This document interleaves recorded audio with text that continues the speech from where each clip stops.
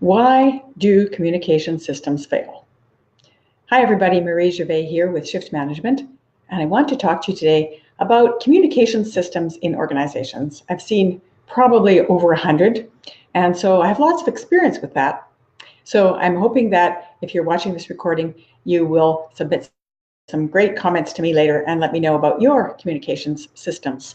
So you can contact me by going to marie@shiftworkplace.com. That's MARIE@shiftworkplace.com. So looking forward to your comments, and also looking forward to any comments that you might have on the recording. So let me tell you a little bit about why communication systems fail. Communication systems are not the same as org charts. And that is a really important thing to remember, because people often think that the way the org chart works and whoever has the most authority is the person who is communicating, and that other people underneath them are communicating according to the org chart, which in fact is not what usually happens. How companies communicate is often problematic. It's problematic because not everybody wants to communicate with the people who are in authority if they are difficult or prickly, or if they communicate in a way that others don't understand. Then people will automatically choose someone different. So what happens is you have a different communications system from your org chart. That is pretty much 99.9% of the time what happens in most organizations, unless they're very, very small. So leaders often have problematic communications because they assume that whatever they send out is going to be followed, and they're thinking that there will be no problems, or that things will be taken care of along the way, because that's what they expect, but there's no feedback to ensure the receipt of the message. Oftentimes, email is used by default to send even very important things like a major change in the safety policy. Email is used as a default, and then people may or may not see it, because you're looking at between 13 and 24% of emails are received. So, and you need to send 2, 3, or 4 times the same message to make sure people have received it, and you need to have some kind of capture system to ensure it. So even then, people are basically afraid to talk face to face, which is how they should start most communications, or have a phone call. And so I just heard recently a documentary about how hospitals are doing this right now. So in some hospitals, life and death information is sent to patients via video conference. So that means that a doctor says, okay, well, you have 3 days left to live. So just thought I'd let you know, bye. This is not communication. And the main reason for that is because people think that a message being sent in one direction is communication, but that's not it. Communication is sending and receiving information and engaging in the creation of shared understanding. So giving one-way messages is not communication. It's a monologue. Often the person in charge does not communicate directly with the people who are going to be most affected by the decision, which is also problematic. So the person in charge sends some kind of a one-way communique, which is not communication, and the people who are most affected by it do not know what to do. So the people who are affected by those decisions, they don't know who they should talk to, if there is someone that they want to talk to about it, or how to talk to them, because there won't be access. So if there isn't a system in place to receive feedback, then you haven't had communication, right? Communication is send, receive, shared understanding. So send, receive, shared understanding. That's communication. And if that doesn't happen, then you haven't had communication. So now, if you have teams, communication within teams, you've got personalities, you've got individual skill levels, you've got language proficiency differences, you have willingness to help others or not, and all of those things can obstruct the creation of a shared understanding. So how do you deal with all these problems? If the leadership can't communicate or is sending one-way memos, and people are not receiving them or passing them on or championing them, and then there's no feedback to close the feedback loop, then what you have is you just have a lot of stuff. It's like taking a ball, throwing it over your head, and then just walking away and assuming that somebody caught it. It doesn't work very well. Most sports would not be played very well that way. And communication is kind of like a sport. You have to have some back and forth, you have to have some play, and you have to have some responding to what the other people say. So here's what you can do. Walk through whatever your communication process is out loud.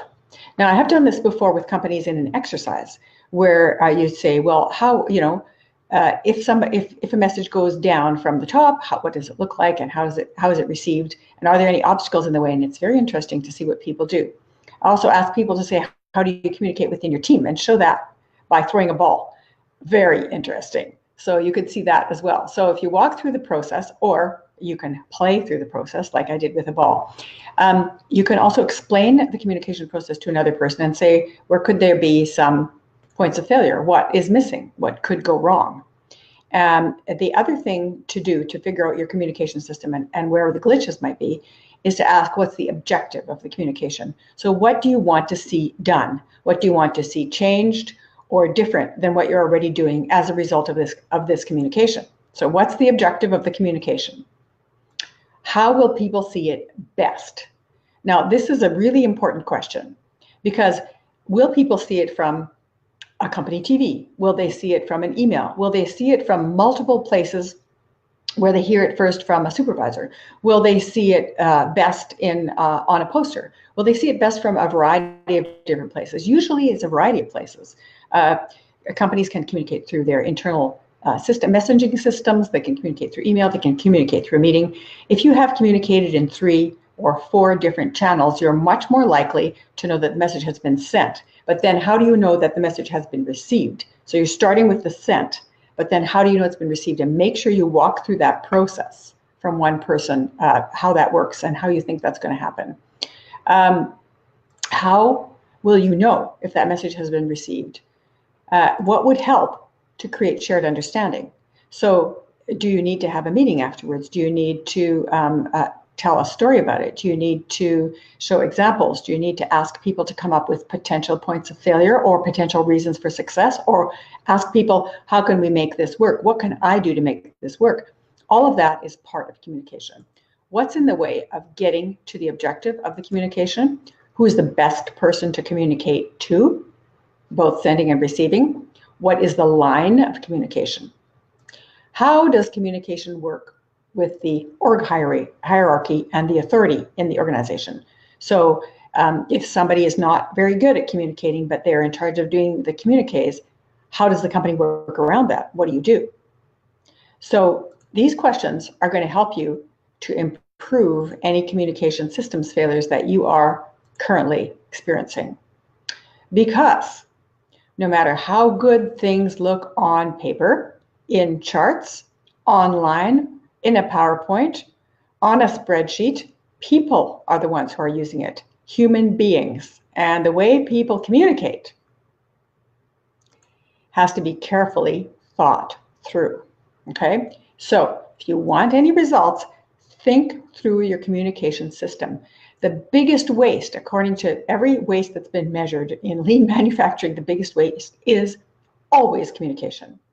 Over 40% of the waste in companies comes from poor communication systems, lack of attention to communication, and that lack of understanding that communication requires a shared understanding. So if you want to know more, you should join our Savvy Supervisors Facebook group. Doesn't cost you anything, and it's got really interesting stuff that engages people in leadership questions and gives them things to think about and ways to belong to a virtual community. So it's a community of leadership learners to help everybody to be better bosses. And not everybody in the group is a boss. They may be aspiring to be a boss, or they may just enjoy the whole workplace conversation that goes on in Savvy Supervisors, and that could be you too. So if you are interested in leadership, then you should go to savvysupervisors.com, and that will take you directly to our Facebook group. It's called savvysupervisors.com, savvysupervisors.com. That will take you to our Facebook group. You can ask to join. All you have to do is put in your name and your position or your goal, And then you have to answer one question, which is, what challenges are you experiencing right now in your leadership position or just in the workplace generally?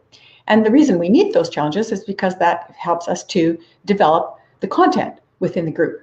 So I'm sure you will love it. I would love to see you in there. So join us on Savvy Supervisors.